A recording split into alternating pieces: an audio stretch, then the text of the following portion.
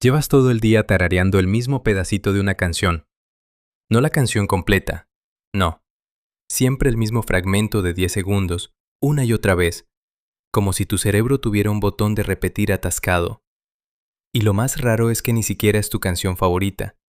Esto tiene un nombre científico, y no eres el único al que le pasa. Se llama earworm, literalmente gusano auditivo, aunque los científicos prefieren el término imaginería musical involuntaria. Y no es un capricho ni una manía. Estudios calculan que entre el 90 y el 98% de las personas lo experimentan al menos una vez por semana.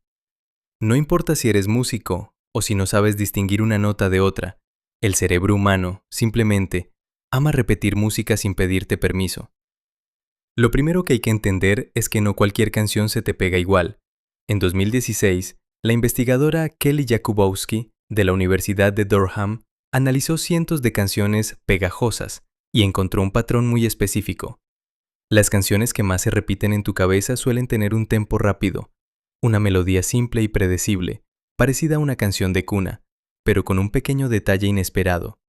Un salto de nota raro, una repetición poco común, algo que rompe justo lo suficiente el patrón como para llamar la atención de tu cerebro.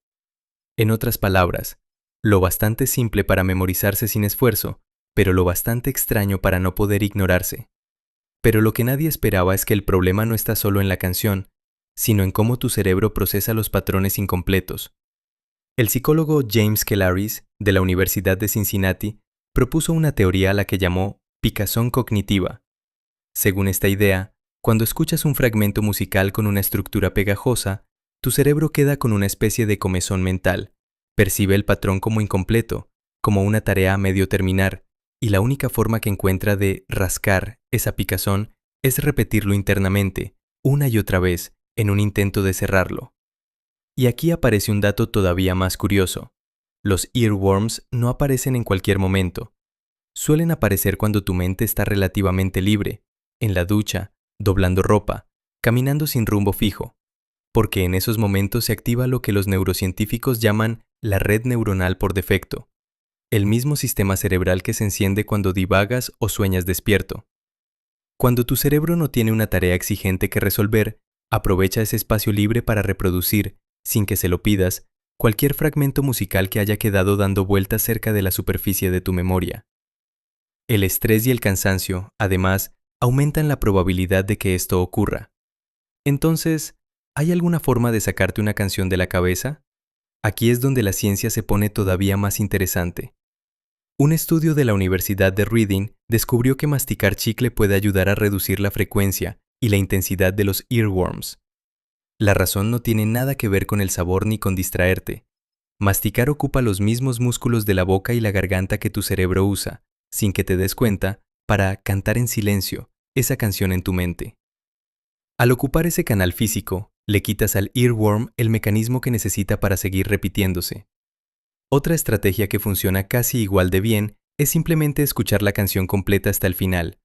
Como tu cerebro busca cerrar el patrón, dejar que la melodía realmente termine puede ser suficiente para apagar la repetición. Un dato curioso más. Distintos estudios encontraron que, aunque hombres y mujeres reportan earworms con una frecuencia similar, las mujeres tienden a describir episodios más largos y más molestos. Nadie sabe todavía con certeza por qué existe esa diferencia, pero es otro recordatorio de que este fenómeno, tan cotidiano y aparentemente sin importancia, todavía guarda preguntas abiertas para la ciencia. Así que la próxima vez que una canción se instale en tu cabeza sin invitación, ya sabes que no es casualidad. Es una mezcla exacta de melodía simple, un detalle inesperado y un cerebro que odia dejar las cosas a medias. Y si quieres deshacerte de ella, ya sabes, mastica un chicle o deja que la canción termine de verdad. ¿Cuál es la canción que más se te ha quedado pegada alguna vez? Cuéntamelo abajo, en los comentarios. Y si esta explicación te ayudó a entender por qué tu cerebro no te suelta esa melodía, dale like y suscríbete para la próxima pregunta que nadie hace.